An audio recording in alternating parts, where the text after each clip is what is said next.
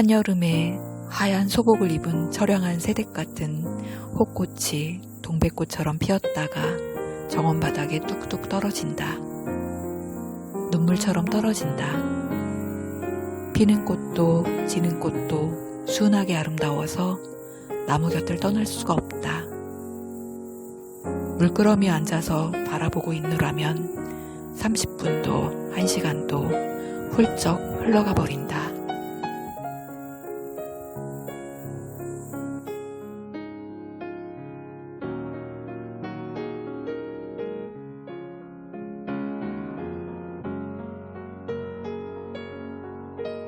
작년 이맘때 소개해드렸던 찍밭골 정원을 기억하시나요?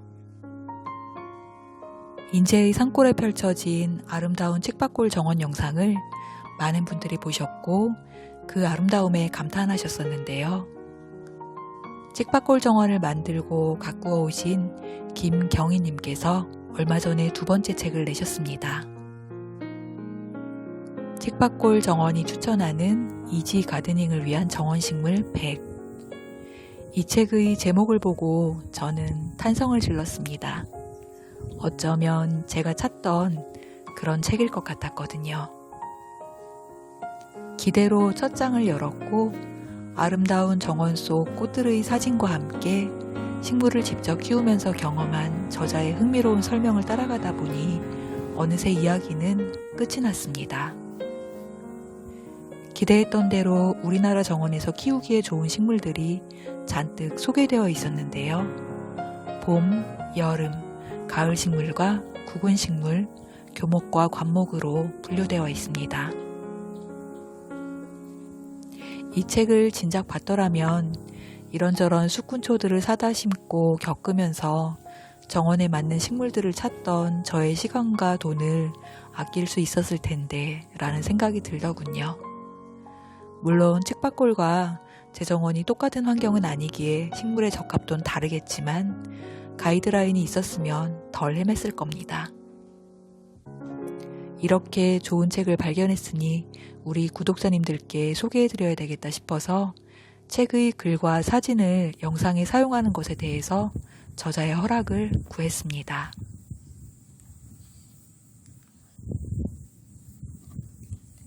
책의 머릿말은 이렇게 시작됩니다.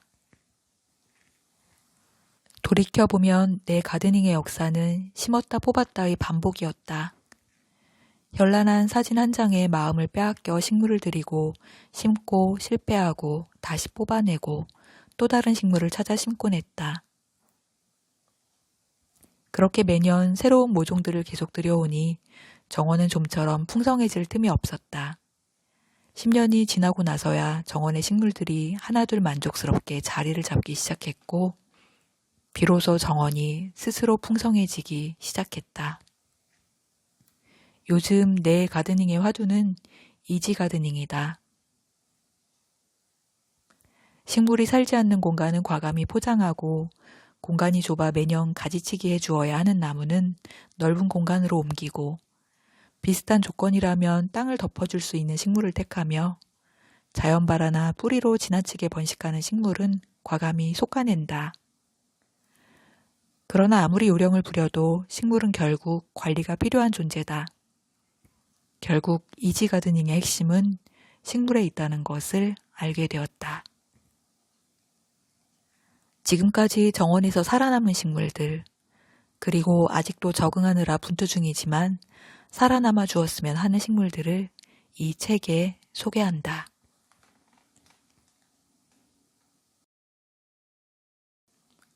살비아 네모로사 카라도나. 유독 성정이 착한 살비아 10여 포기가 암석가든에서 자라고 있었다. 정확한 품종을 모르고 샀지만 이 아이가 그 유명한 피터 아우돌프의 뮤즈 카라도나라고는 상상하지 못했다. 10여 년 전만 해도 품종을 알고 파는 이도 알고 키우는 이도 별로 없었기 때문에 구입한 살비아 모종 30개 안에 서너 가지의 품종이 섞여 있는 일은 다반사였다. 그런데 그 속에 카라도나가 섞여 있었던 것이다. 이 식물이 유독 눈에 띄었던 이유가 있다.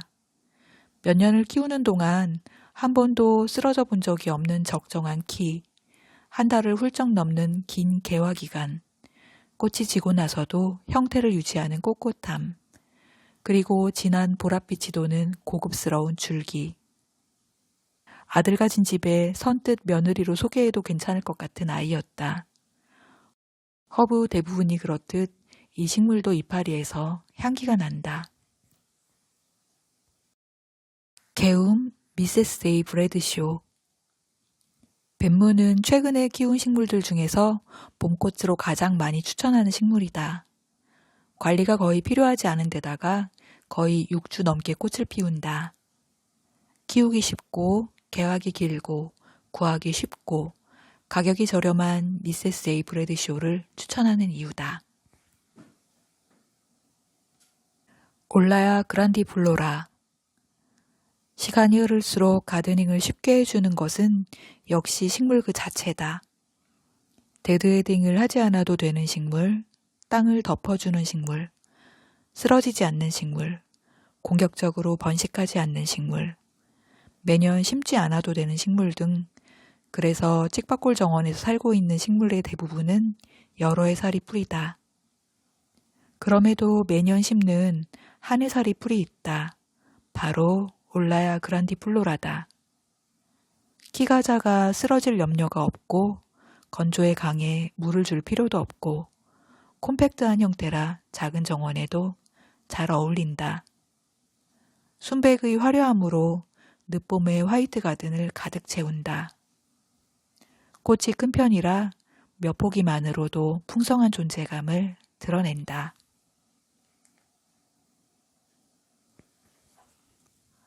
팔리다 에키나시아, 파라독사 에키나시아.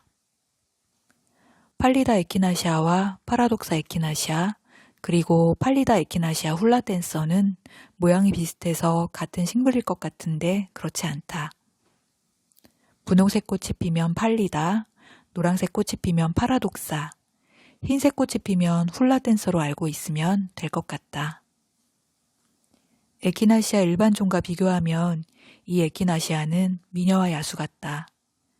새색시처럼 나긋나긋한 모양과 몸짓을 보여준다. 이 세 종류의 에키나시아는 비슷해 보여도 막상 키워보면 습성에서 확연히 차이가 난다. 버지니아 냉초 패시네이션. 나의 롤모델 정원은 시싱허스트 캐슬 가든이다. 이곳에는 세계적으로 유명한 화이트 가든이 있다. 나는 이곳에서 본 식물 중에 버지니아 냉초를 가장 심고 싶었다. 처음에는 그냥 꼬리풀인 줄로만 알았다. 꼬리풀과 버지니아 냉초는 비슷하게 생겼지만 제법 다르다. 꼬리풀은 아무리 풍성하게 키워도 버지니아 냉초의 카리스마를 따라잡을 수가 없다. 몇 년간 찍박골 정원의 화이트 가든에서 제법 덩치가 있는 꼬리풀을 키우면서 아주 흡족했다. 그러나 시싱허스트만큼 연출되진 않았고 언제나 2% 부족한 모습이어서 기후와 토양이 달라서 그런 줄만 알았다. 하지만 그 식물이 버지니아 냉초라는 사실을 알았을 때, 그리고 결국 그 식물을 손에 넣었을 때, 그리 흡족하던 꼬리풀이 한순간 너무 초라해 보였다. 몹쓸 변덕이 불쑥 올라와 하루아침에 내 꼬리풀이 허접한 짝퉁처럼 보였다. 러시안 세이지 블루스파이어. 이 식물은 러시아가 자생지도 아니고 세이지 종류도 아니다. 이파리에서 나는 향기와 성장 습성이 세이지와 비슷하고 바실리 페로브스키아라는 러시아의 장군 이름이 어찌어찌 복잡하게 얽혀서 만들어진 이름이다. 이 아이의 고급스러운 은색 줄기와 이파리는 설이 내릴 때까지 형태를 흐트러뜨리지 않고 자리를 지켜주는 신의가 있다. 여름부터 피기 시작한 자잘한 꽃은 가을까지 피는데 꽃이 데드헤딩을 해줄 만한 형태가 아니라 시든 꽃 관리가 필요하지 않다. 이파리도 자잘해서 마르거나 시들어도 따로 정리할 필요가 없다. 잘 나가는 아이돌들이 난무하는 한여름에 피는 아이라서 온갖 잘난 디바들과 함께 무대에 서야 하지만 부딪히지 않고 뒷전에서 조용히 도와주는 매니저 같은 꽃이다. 에키나시아와 어우러져 에키나시아를 돋보이게 해주고 변덕 심하고 애교 잘 피우는 추명국 옆에서 든든하게 서 있는 보디가드 노릇도 한다. 뭉실뭉실 꽃을 피우는 뚝심 있는 큰꽁의 비름 옆에서 말없이 소주잔을 채워주는 듬직한 친구가 되기도 한다. 큰꽁의 비름 오텀조이.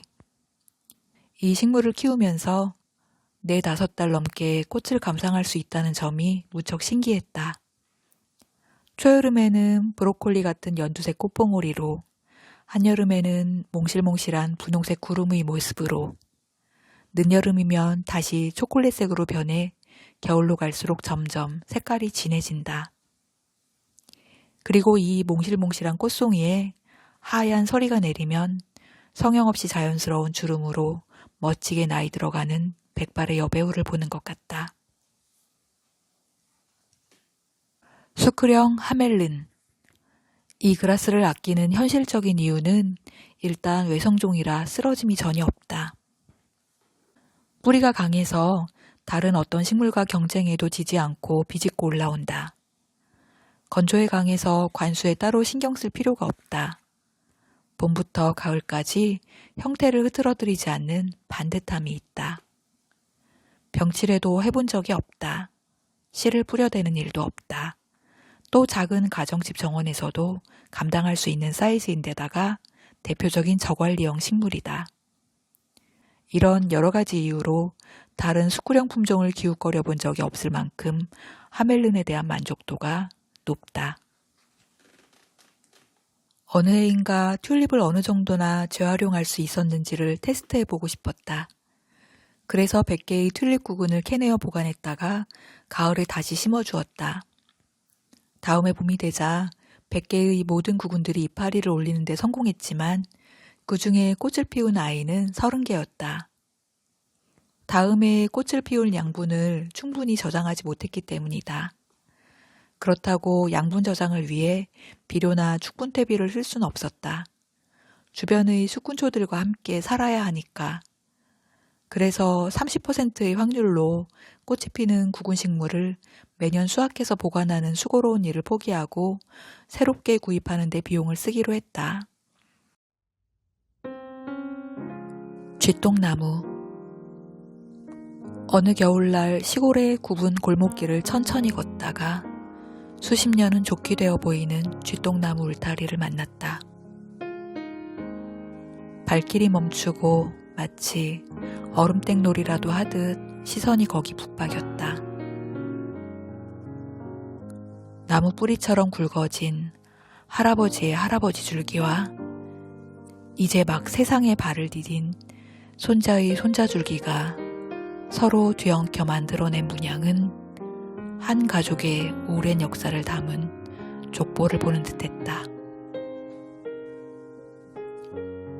지천에 널려있을 만큼 흔한 쥐똥나무가 내 마음속에 크게 한 자리를 꿰차고 앉은 한 가지 이유는 포효하는 사자 같은 향기 때문이고 또 한 가지 이유는 이 흔한 나무가 만들어내는 명품 오브제 같은 한겨울의 풍경 때문이다.